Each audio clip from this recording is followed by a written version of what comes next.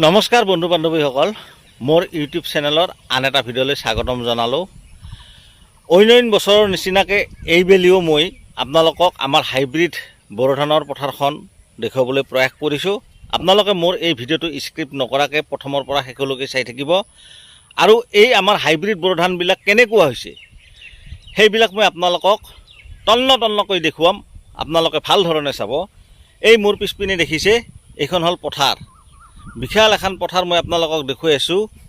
এই চাওক, একদম বিশাল পথাৰ। এই পথাৰখন মানে হাজাৰ হাজাৰ বিঘা মাটি ইয়াত হাইব্ৰিড বড়ো ধানৰ খেতি কৰা হৈছে। হাজাৰ হাজাৰ বিঘা মাটিত হাইব্ৰিড বড়ো ধানৰ খেতি কৰা হৈছে। আৰু এই খেতিসমূহ খুব ভাল হৈছে, মানে বেয়া হোৱা বুলি ক'ব নোৱাৰি। মই আপোনালোকক দেখুৱাই আছোঁ ধানবিলাক কেনেকুৱা হৈছে চাব। এই চাওক, এইবিলাক ধান দেখিছে আপোনালোকে, চাওক ইয়াৰ পোখা চাওক আপোনালোকে।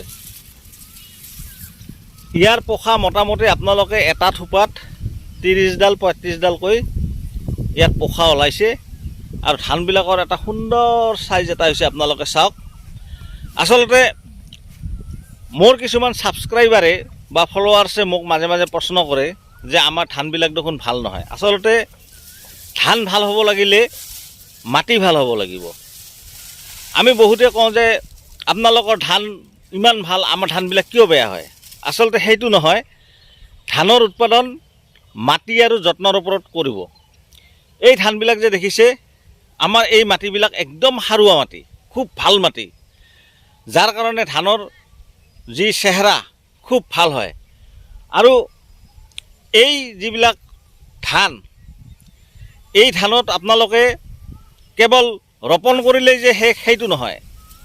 হাইব্ৰিড বড়ো ধান কৰিব লগা হ'লে আপোনালোকে যত্ন কৰিব লাগিব। হাইব্ৰিড বড়ো ধান আৰু শালি ধানৰ মাজত বহুত ডিফাৰেঞ্চ আছে, বহুত পাৰ্থক্য আছে। কাৰণ কিয়, শালি ধান আপোনালোকে ৰোপণ কৰি আহিছে, কোনো যত্ন নাই। কিন্তু হাইব্ৰিড বড়ো ধানক যদি আপোনালোকে যত্ন নকৰে, তেতিয়াহ'লে আপোনালোকে উৎপাদন নাপাব। আৰু এই মোৰ ধানবিলাক যে আপোনালোকে দেখিছে, এই ধানবিলাকৰ উৎপাদন কিমান হ'ব? প্ৰায় আপোনালোকে চাব 38 মন 40 মন পাৰ বিঘাত ইয়াৰ উৎপাদন আমি পাবলৈ সক্ষম হ'ম।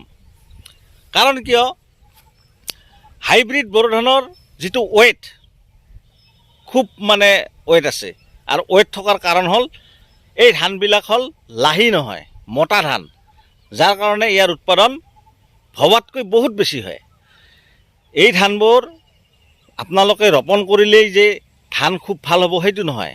আপোনালোকে ৰোপণ কৰাৰ পাছত বহুত যত্ন কৰিব লাগিব। যত্ন কেনেকুৱা যত্ন কৰিব? আপোনালোকে ৰোপণ কৰি থৈ যদি ঘৰত বহি থাকে, তেতিয়াহ'লে আপোনালোকে উৎপাদন নাপাব।